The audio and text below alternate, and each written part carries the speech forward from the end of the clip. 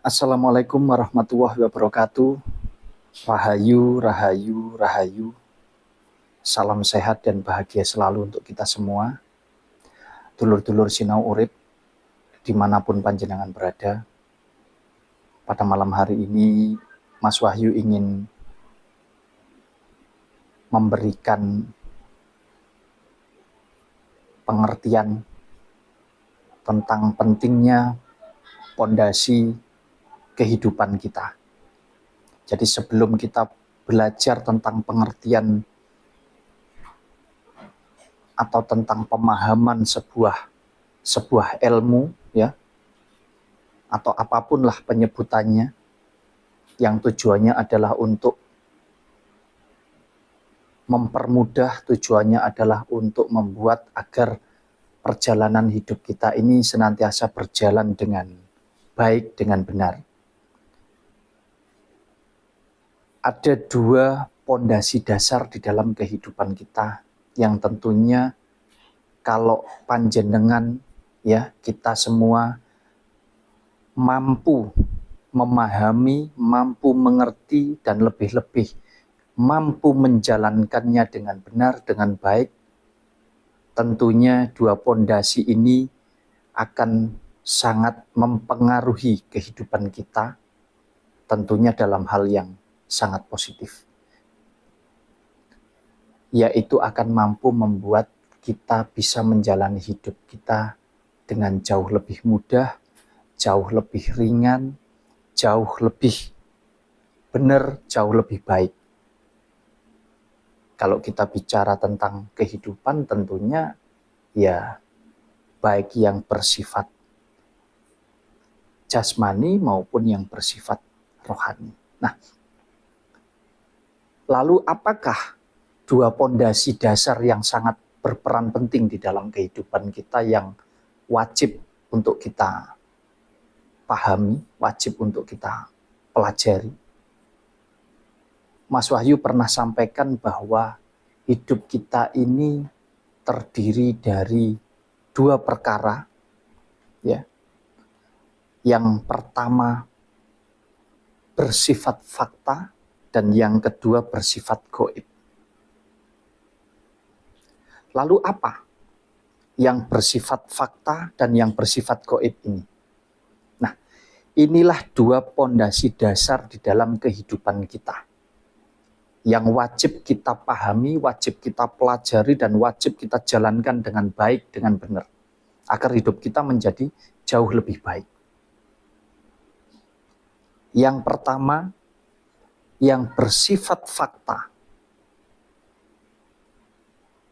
yaitu jasmani kita ini. Erat hubungannya dengan kehidupan duniawi. Nah, di mana pusatnya? Atau di mana sumbernya? Sumbernya ada di dalam pola pikir kita. Jadi segala sesuatu yang bersifat dohir, yang bersifat duniawi, bersifat untuk memenuhi semua kebutuhan hidup secara jasmani, itu terpusat ada di pola pikir atau di otak kita. Lalu yang kedua, di manakah sumbernya yang bersifat gaib itu tadi? Yaitu yang bersifat ilahi. Sumbernya ada di dalam pribadi kita, yang sangat pribadi sekali. Atau sering disebut energinya Gusti Allah, atau kita bisa masuk ke dalam rumahnya Gusti Allah yang ada di pribadi kita, yang bersifat ilahiyah. Nah, ini erat hubungannya dengan segala unsur gaib di dalam kehidupan kita. Karena memang hidup kita ini terdiri dari dua unsur itu. Yang bersifat fakta jelas sekali, raga kita ini. Yang bersifat gaib jelas sekali, nafas kehidupan kita ini, yang berasal daripada ilahi. Untuk itu, dua pondasi ini sangat penting sekali di dalam kita menjalani kehidupan kita. Kalau sudah jelas yang bersifat fakta, yang tujuannya adalah untuk memenuhi semua kebutuhan hidup secara manusiawi, secara duniawi, pusatnya adalah di otak atau di pola pikir kita. Lalu bagaimana cara menjalankannya agar bisa berjalan dengan baik, dengan benar? Ya kita gunakan otak kita gunakan pola pikir kita ini untuk memenuhi semua apa yang dibutuhkan oleh jasmani kita. Untuk memenuhi semua yang dibutuhkan oleh unsur manusiawi kita. Kita kepingin sehat, ya kita harus mampu merawat badan kita ini. Badan kasar ini, atau jasmani, atau raga kita ini. Mulai dari kebersihannya, kebutuhan badannya, makan, minum, dan lain sebagainya. Kepingin hidupnya senantiasa berkelimpahan, berkecukupan. Ya kita menggunakan pola pikir kita, menggunakan otak kita.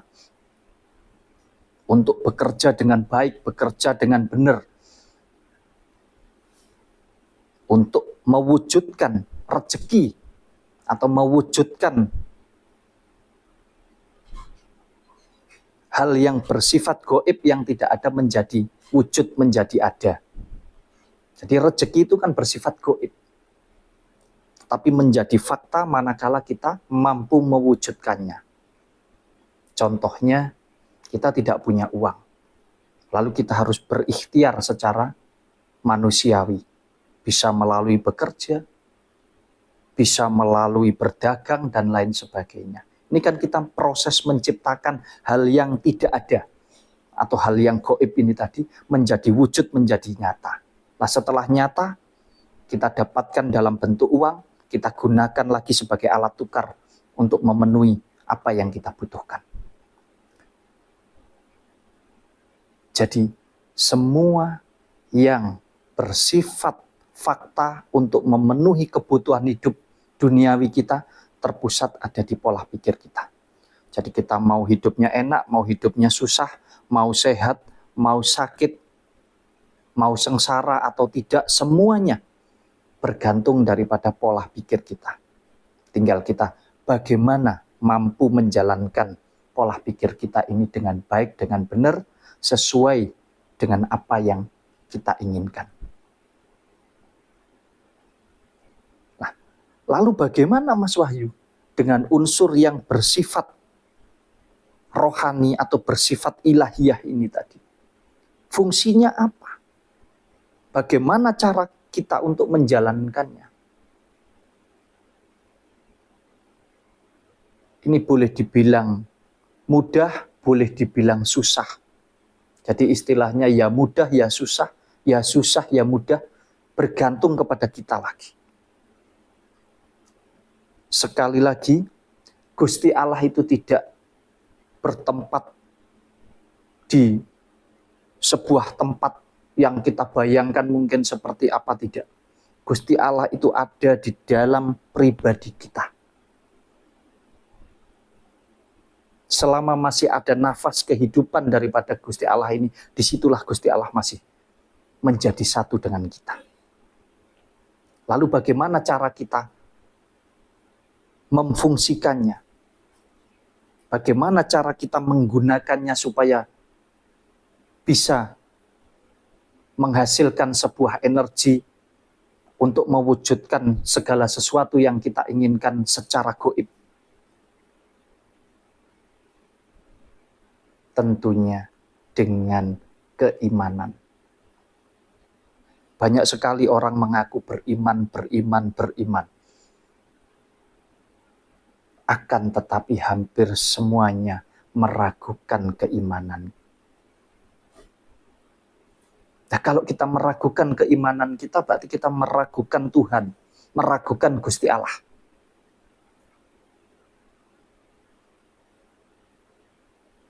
Sering kali Mas Wahyu sampaikan, sumber ilmu yang paling besar tidak ada lagi sumber energi yang paling besar, yang luar biasa di dalam kehidupan kita tidak ada lagi selain kita mampu masuk di dalam keimanan kita kepada Sang Pencipta. Nah, inilah pentingnya kita paham. Jadi sebelum kita mempelajari, kita kepingin bisa ilmu ini, ilmu ini, ilmu ini. Pahami dulu unsur kehidupan kita. Yang mana ada dua ini tadi pondasi dasarnya. Kalau kita sudah mampu menjalankan dua-duanya, kita mengerti, memahami kedua unsur ini tadi, insya Allah tidak ada yang sulit di dalam kita menjalani hidup kita. Kalau diwujudkan, bagaimana Mas Wahyu caranya untuk kita bisa memfungsikannya dengan baik, dengan benar dari kedua unsur atau dua pondasi ini tadi? Yang bersifat duniawi sudah jelas, ya, pusatnya ada di otak. Tadi sudah Mas Wahyu sampaikan bagaimana caranya. Lah, lalu kalau sudah sesuai semuanya dengan apa yang kita inginkan, kita hanya tinggal masukkan ke dalam unsur yang bersifat gaib itu tadi, yaitu kita tinggal mengimani, atau bahasanya kita tinggal minta stempel atau ACC saja kepada Gusti Allah melalui iman kita. Selanjutnya jangan pernah kita ragukan, jangan pernah lagi kita tanyakan, kok belum datang ya rezekiku, kapan ya, kok lama. Itu tidak boleh. Kalau kepingin kun fayakun terjadi di dalam hidup kita, di dalam hidupnya panjenengan, panjenengan harus hakul yakin, masuk di dalam keimanan. Insya Allah kun fayakun akan terjadi. Apa mungkin masih kurang jelas untuk dulur-dulur? Ya, saya ulangi sekali lagi. Pondasi dasarnya manusia hidup itu ada dua. Satu bersifat fakta, satu bersifat gaib. Yang bersifat fakta ini tadi pusatnya ada di dalam otak untuk memenuhi semua kebutuhan hidup manusiawi atau bersifat duniawi. Dan yang satunya yang gaib ini tadi adalah unsur ilahi. Tujuannya untuk apa? Untuk menjadikan atau mewujudkan sesuatu yang tidak ada menjadi ada. Melalui apa? Melalui iman kita kepada Gusti Allah. Jadi ini boleh dibilang mudah tetapi juga susah. Ini dibilang susah tetapi juga mudah. Tergantung dari kita. Untuk itu monggo dulur-dulur pelajari, dulur-dulur pahami, lalu terapkan di dalam kehidupannya. Tentunya untuk segala apapun yang menjadi kebutuhan hidup. Kebutuhan hidup itu macam-macam. Untuk menyelesaikan persoalan hidup kita, untuk melancarkan usaha atau keinginan kita, untuk mewujudkan keinginan kita, untuk memenuhi semua kebutuhan hidup kita. Jadi bahasa sederhananya, kita hanya tinggal menggunakan pola pikir atau otak kita ini tadi untuk berjalan dengan benar, berjalan dengan baik, atau bekerja dengan benar, bekerja dengan baik untuk memenuhi semua kebutuhan hidup duniawi kita. Nah, selanjutnya unsur ilahinya ini tadi hanya tinggal kita imani supaya semuanya di-ACC apapun yang panjenengan inginkan. Jadi mudah-mudahan dengan sedikit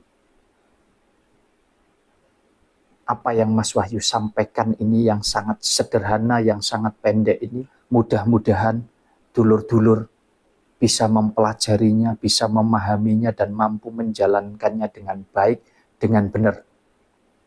Dan mudah-mudahan apapun yang panjenengan inginkan, apapun yang panjenengan sedang hadapi persoalan hidupnya, semuanya bisa terselesaikan dengan baik, sesuai dengan keinginan panjenengan semua.